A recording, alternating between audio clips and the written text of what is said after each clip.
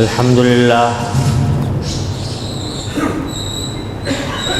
لله نحمده ونستعينه ونستغفره ونؤمن به ونتوكل عليه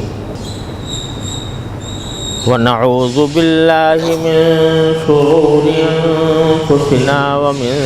سيئات أعمالنا من يهده الله فلا مضل له ومن يضلل فلا هادي له وأشهد أن لا إله إلا الله وحده لا شريك له وأشهد أن سيدنا وسندنا ونبينا ومولانا محمدا عبده ورسوله صلى الله تعالى عليه وعلى آله وأصحابه وبارك وسلم تسليما كثيرا. أما بعد فأعوذ بالله من الشيطان الرجيم. بسم الله الرحمن الرحيم. وإذ يرفع إبراهيم القواعد من البيت وإسماعيل ربنا تقبل منا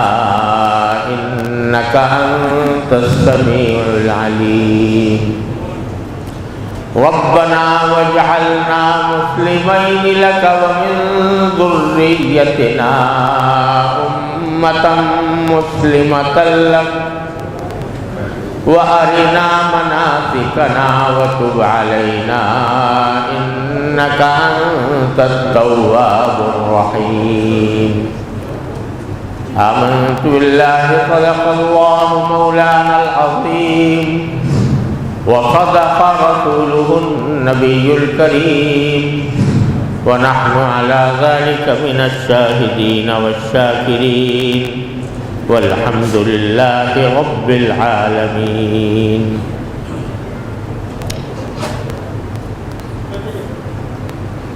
میرے انتہائی محترم بھائی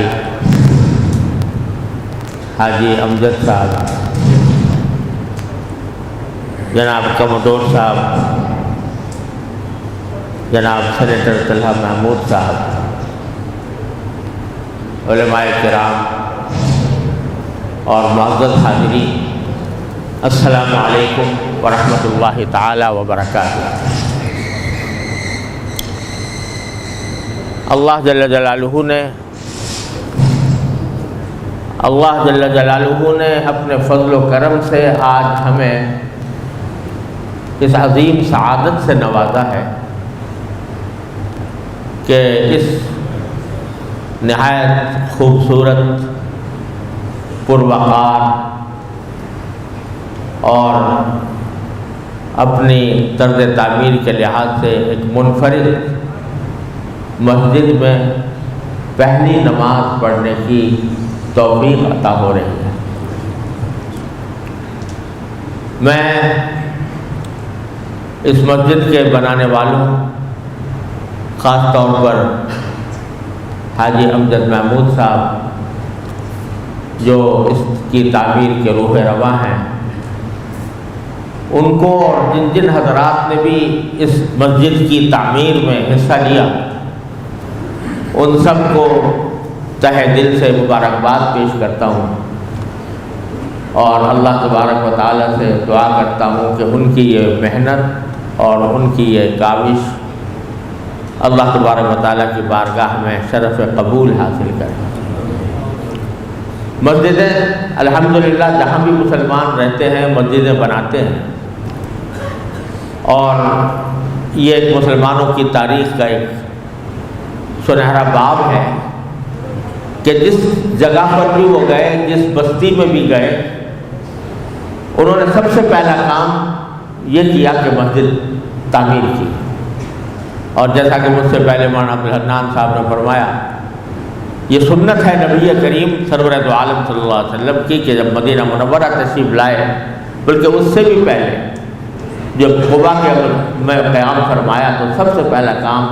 مسجد کی تعمیر۔ مسلمان الحمدللہ ہمیشہ بناتے رہے ہیں۔ ایک وقت تھا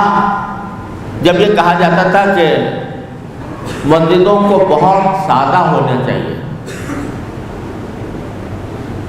اس کو زیب و زینت سے آراستہ کرنے کو شروع میں پسند نہیں کیا جاتا تھا۔ نبی کریم صلی اللہ علیہ وسلم کی مسجد نبوی چھپر کی بنی ہوئی تھی، اور اس کے اوپر جو ستون تھے وہ کھجور کے درخت کے تنوں کے ستون تھے، لیکن وہ کچی مسجد، وہ چھپر والی مسجد، وہ ساری دنیا کی مسجدوں پر فائق اور ایسی مسجد بنی کہ اس پر یہ فرما دیا اللہ تبارک و تعالیٰ نے کہ ایک نماز 1000 نمازوں کے برابر۔ جب فاروق اعظم رضی اللہ تعالیٰ عنہ کا زمانہ آیا، مسجد تنگ پڑ گئی، تو آپ نے اس کو توسیع دی، کشادہ کیا، لیکن ساتھ ساتھ جو لوگ تعمیر کر رہے تھے ان کو یہ ہدایت عطا فرمائی کہ ایاک ان تحمر او تصفر، دیکھو بنا تو رہے ہو مسجد، میں اس لیے چاہتا ہوں مسجد کو بنانا تاکہ لوگوں کو دھوپ سے اور بارش سے بچاؤں، لیکن اس میں رنگینیاں پیدا نہ کرنا، سرخ رنگ نہ کرنا، پیلا رنگ نہ کرنا، بلکہ سادگی کے ساتھ بنا۔ جب حضرت عثمان غنی رضی اللہ تعالیٰ عنہ کا زمانہ آیا، انہوں نے جب مسجد کی توسیع بھی فرمائی، اور توسیع کے اندر انہوں نے حضرت فاروق اعظم کے برعکس اس کو پکا بنوایا، اس کے اندر تھوڑے سے ساگوان کی لکڑی استعمال کی، اور اس کو پہلے کے مقابلے میں زیادہ خوبصورت بنایا اور زیادہ پختہ اور مستحکم بنایا۔ لوگوں نے حضرت عثمان رضی اللہ تعالیٰ عنہ سے پوچھا کہ نبی کریم صلی اللہ علیہ وسلم کے زمانے میں تو چھپر کی مسجد تھی، فاروق اعظم نے یہ فرمایا تھا کہ اس کو رنگینیاں اس میں مت پیدا کرنا، آپ نے آ کر اس کو پکا بنا دیا ہے اور اس میں اعلیٰ درجے کی لکڑی لگائی ہے، اعلیٰ درجے کے ساگوان لگائے ہیں، تو بعد کے جو لوگ آئیں گے وہ اس میں اور اضافہ کریں گے، تو کیا وجہ ہے کہ آپ نے اس طریقے کو چھوڑ دیا؟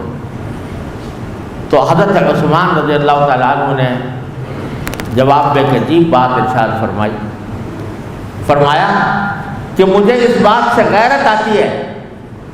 کہ ہم اپنے رہنے کے مکان تو آراستہ پیراستہ اور مزین بنائیں، ان کو پکا بنائیں، اور جو اللہ کا گھر جس کو ہم کہتے ہیں اس کو ہم ایسا چھوڑ دیں۔ نبی کریم صلی اللہ علیہ وسلم کے عہد مبارک میں بھی اور فاروق اعظم کے زمانے میں بھی لوگوں کے گھریں بھی اسی معیار کے تھے، وہ بھی چھپر ہوا کرتے تھے، لیکن اب جب کہ اللہ نے ہمیں پیسہ عطا فرمایا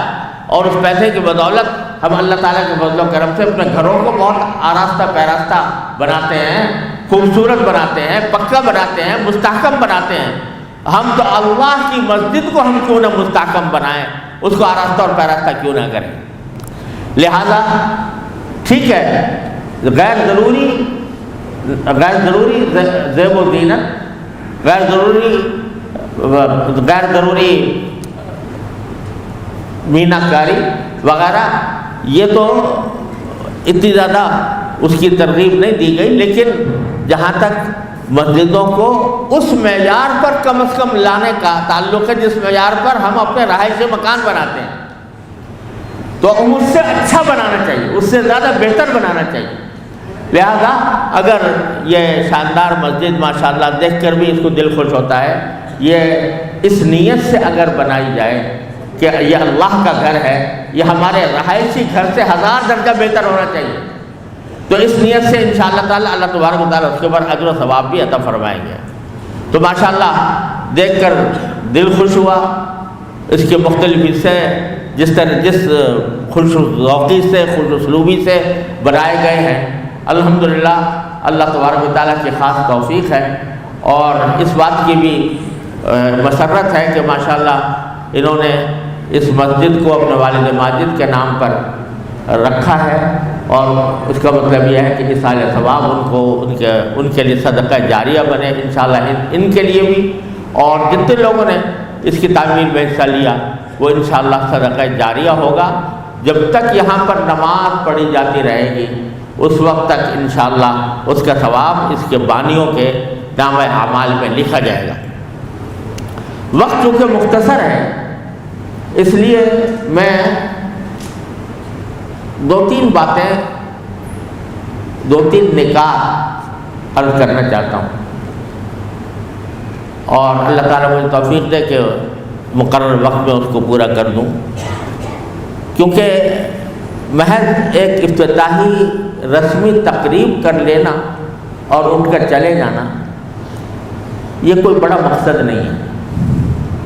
اللہ تبارک و تعالیٰ نے اپنے فضل و کرم سے یہ توفیق عطا فرمائی ہے کہ پہلی نماز اس مسجد میں ادا ہو رہی ہے، اور پہلی نماز پڑھنے کی سعادت حاصل ہو رہی ہے۔ یہ زمین جس پر آپ آج سجدہ کریں گے یہ قیامت کے دن گواہی دے گی کہ ہماری اس زمین کے اوپر فلاں نے سجدہ کیا تھا۔ اس راستے یہ بہت بڑی عظیم سعادت ہے، تو اس موقع پر کچھ سبق بھی لینا چاہیے، سبق لے کر بھی جانا چاہیے۔ اس سبق کے لیے میں نے کچھ آیتیں تلاوت کی شروع میں، اور وہ آیات در حقیقت مجھ سے پہلے قاری صاحب نے جو تلاوت کی تھی اس کے بعد کی آیات ہیں۔ ایک ہی سلسلہ کلام چلا آ رہا ہے، لیکن میں نے اس کو اس لیے منتخب کیا کہ وہ اس موضوع کے لیے زیادہ مناسب اور موضوع ہے۔ اللہ تبارک و تعالیٰ نے ان آیات میں اس وقت کا نقشہ کھینچا ہے جب حضرت ابراہیم خلیل اللہ علیہ السلام بیت اللہ کی بنیادیں اٹھا رہے تھے۔ ایسے پیارے انداز میں اللہ تبارک و تعالیٰ نے ذکر کیا ہے کہ وَإِذْ يَرْفَعُ إِبْرَاهِيمُ الْقَوَاعِدَ مِنَ الْبَيْتِ، وہ وقت یاد کرو، وہ وقت یاد کرنے کے قابل ہے جب ابراہیم علیہ السلام بیت اللہ کی بنیادیں اٹھا رہے تھے، یعنی اس کی تعمیر کر رہے تھے۔ وَإِسْمَاعِيلَ، اور حضرت اسماعیل ان کے بیٹے بھی ان کے ساتھ تھے۔ اس منظر کو اللہ تبارک و تعالیٰ نے اس پیارے انداز میں ذکر فرمایا ہے کہ اس منظر کو یاد کرو کیا منظر ہوگا جبکہ ابراہیم علیہ السلام بیت اللہ کی بنیادیں اٹھا رہے ہیں اور اسماعیل علیہ السلام بھی ان کے ساتھ ہیں۔ یہاں یہ ادب بھی سکھا دیا کہ تعمیر میں تو دونوں شریک تھے، ابراہیم علیہ السلام بھی شریک تھے، اسماعیل علیہ السلام بھی شریک تھے، لیکن یہ نہیں فرمایا کہ اذ یرفع ابراہیم و اسماعیل القواعد، دونوں کا نام اکٹھا نہیں لیا، بلکہ کہا کہ بنیادیں تو وہ اٹھا رہے تھے ابراہیم، اور اسماعیل ان کے ساتھ شریک تھے، ان کے معاون تھے۔ یہ ادب سکھا دیا کہ جب کوئی بڑا اور چھوٹا مل کر کوئی کام کر رہے ہوں تو یہ نہیں چاہیے کہ وہ کام دونوں کی طرف منسوب کیا جائے، بلکہ بڑے کی طرف منسوب کیا جائے اور کہا جائے کہ وہ بھی ان کے ساتھ تھے۔ رفع ابراہیم قواعد من البیت و اسماعیل، ایک طرف تو اللہ تبارک و تعالیٰ اس منظر کو یاد دلا رہے ہیں، کیا عجیب منظر ہوگا، کیا لذیذ منظر ہوگا جس میں اللہ تبارک و تعالیٰ نے ان کو یہ توفیق عطا فرمائی۔ وہاں ساتھ ہی جو سب سے زیادہ ان کی جو عظمت اور ان کی اللہ تبارک و تعالیٰ کے ساتھ تعلق کا جو سب سے بڑا مظاہرہ تھا اس کا ذکر فرمایا۔ اس منظر میں سب سے زیادہ یاد رکھنے کی بات کیا تھی؟ اس منظر میں جب کہ وہ تعمیر کر رہے تھے سب سے زیادہ یاد رکھنے کی بات کیا تھی؟ فرمایا کہ یاد رکھنے کی بات یہ وہ دعائیں تھیں جو وہ اس بیت اللہ کو تعمیر کرتے ہوئے اور کرنے کے بعد جو دعائیں اللہ تعالیٰ سے مانگ رہے تھے وہ ہے اصل مغز اس سارے واقعے کا۔ تو فرمایا کیا کہ اس وقت کو یاد کرو جب ابراہیم بیت اللہ کی بنیادیں اٹھا رہے تھے اور زبان پر ان کے یہ کلمات تھے کہ ربنا تقبل منا انک انت السمیع العلیم۔ زبان پر ان کے یہ تھا، یعنی اتنا عظیم کارنامہ، پوری کرۂ زمین پر سب سے زیادہ مقدس جگہ تعمیر ہو رہی ہے اور سب سے زیادہ مقدس عمارت تعمیر ہو رہی ہے۔ وہ دنیا کے مشرق سے لے کر مغرب تک لوگ آ کر اس کا طواف کرنے والے ہیں، اس کا حج کرنے والے ہیں، اس کو اپنا معبد بنانے والے ہیں، اس کو اپنا قبلہ بنانے والے ہیں۔ ایسی عظیم الشان عمارت کی تعمیر کا کارنامہ انجام دینا ہے ابراہیم علیہ السلام، لیکن اس کارنامے پر کوئی گردن تنی ہوئی نہیں ہے، کوئی سینہ تنا ہوا نہیں ہے، کوئی تکبر، کوئی غرور، کوئی فخر کہ میں نے اتنا بڑا کارنامہ انجام نہیں دیا، یہ نہیں ہے، بلکہ زبان پر الفاظ کیا ہے کہ ربنا تقبل منا انک انت السمیع العلیم، اے ہمارے پروردگار ہم سے اس خدمت کو قبول فرما لیجئے۔ کیا مانا؟ میری طرف سے تو یہ خدمت کوئی حقیقت نہیں رکھتی جب تک کہ آپ کے ہاں اس کو قبولیت نہ مل جائے، لہذا اے پروردگار ہماری اس خدمت کو قبول فرما لیجئے، انک انت السمیع العلیم، آپ سننے والے بھی ہیں، جاننے والے بھی ہیں، ہماری اس خدمت کو قبول فرمائیے۔ پہلا سبق یہ دے دیا کہ جب بھی اللہ تبارک و تعالی اپنی عبادت کے کسی کام کی توفیق عطا فرمائے تو اس پر راض ہونے کے بجائے اس کے اللہ تبارک و تعالیٰ سے اس کی قبولیت کی دعا مانگنی چاہیے، یا اللہ میری خدمت کو قبول فرما لے۔ وہ قبول فرما لے تو چھوٹا سا عمل بھی اللہ تبارک و تعالیٰ کے ہاں وہ جنت کا پیغام ثابت ہوتا ہے، اور اگر اللہ نے بچائے قبول نہ ہو تو بڑے سے بڑا کارنامہ دھرا رہ جاتا ہے۔ لہذا قبولیت کی دعا یہ سب سے پہلا سبق دیا، تقبل منا انک انت السمیع العلیم۔ دوسری بات جو اصل یاد رکھنے کی ہے وہ کیا کہ اس موقع پر دعا یہ فرما رہے ہیں آگے کہ ربنا وجعلنا مسلمین لک ومن ذریتنا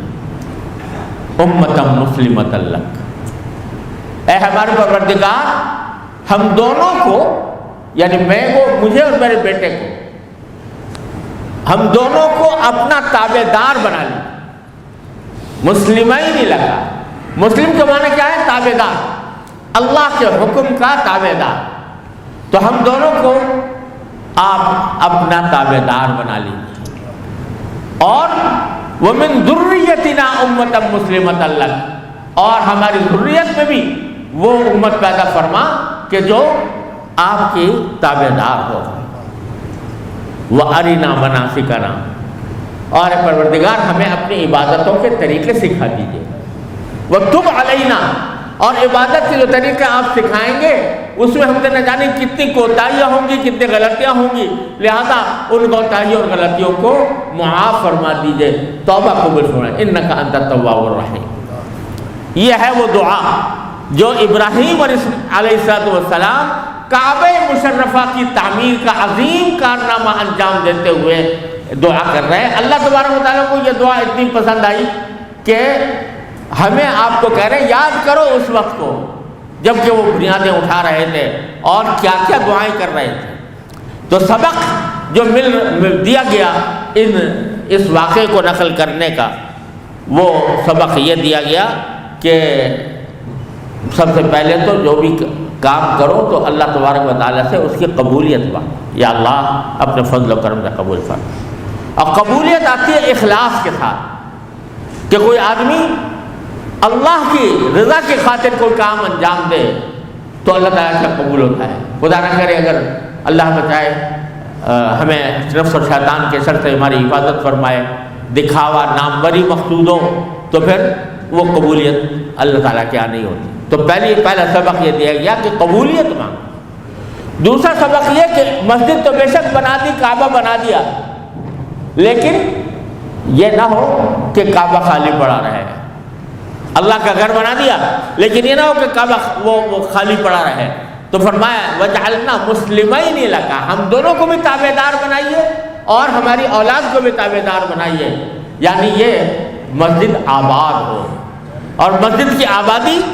وہ بہن اینٹوں اور پتھروں سے نہیں ہوتی،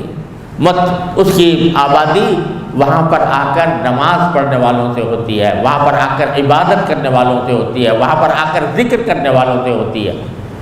لہذا دعوت یہ دے رہے ہیں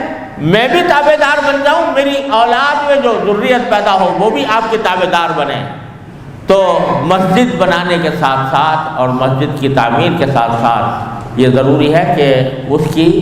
آبادی ہو نماز پڑھنے والوں سے، اللہ کا ذکر کرنے والوں سے۔ کسی اقبال مرحوم نے یہ شعر کہا تھا، اللہ تعالیٰ اس کا مصداق بننے سے ہمیں بچائے کہ مسجد تو بنا دی شب بھر میں ایمان کی حرارت والوں نے،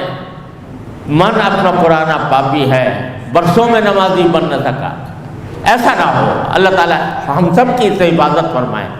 الحمدللہ چونکہ اخلاص کے ساتھ تعمیر کی گئی ہے، اللہ کی رضا کی خاطر تعمیر کی گئی ہے، انشاءاللہ آباد ہوگی،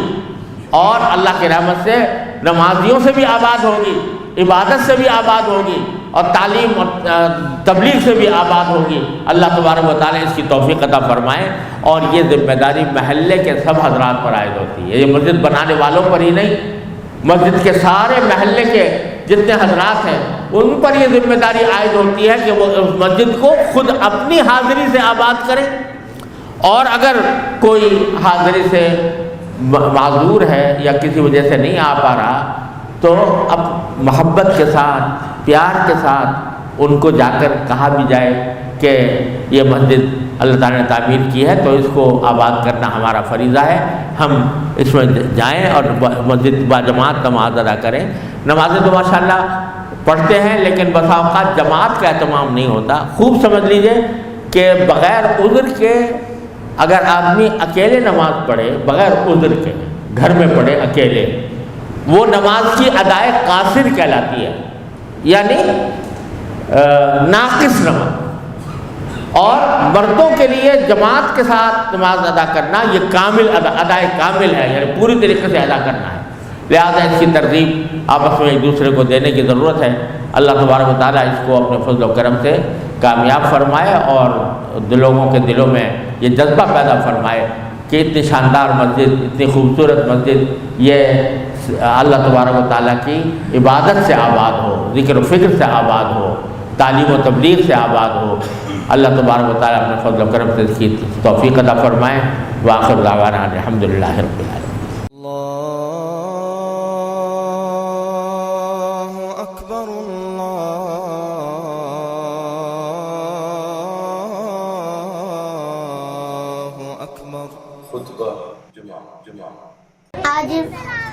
آج میں آپ حضرات کے سامنے تیمم بیان کرنا چاہتا ہوں۔ تیمم کے 3 فرائض ہیں۔ نمبر 1 نیت کرنا، نمبر 2 پاک مٹی پر ضرب لگا کر چہرے پر پھیرنا، نمبر 3 پاک مٹی پر ضرب لگا کر بازو پر۔ میسج ٹی وی کے چینل کو سبسکرائب کیجیے اور امن کے پیغام کو پھیلانے میں ہماری مدد کیجیے۔ ویڈیو کے نیچے سبسکرائب کے بٹن پر کلک کریں اور میسج ٹی وی چینل کے سبسکرائبر بنیں۔ سبسکرائب کرنے کے بعد بیل کے آئیکن پہ کلک کیجیے تاکہ ہر نئی ویڈیو کی نوٹیفیکیشن براہ راست آپ کو مل جائے۔ اس ویڈیو کو تھمز اپ کا بٹن دبا کر لائک کیجیے اور اپنی فیس بک وال اور ٹویٹر پر شیئر کیجیے۔ آپ کا اپنا میسج ٹی وی۔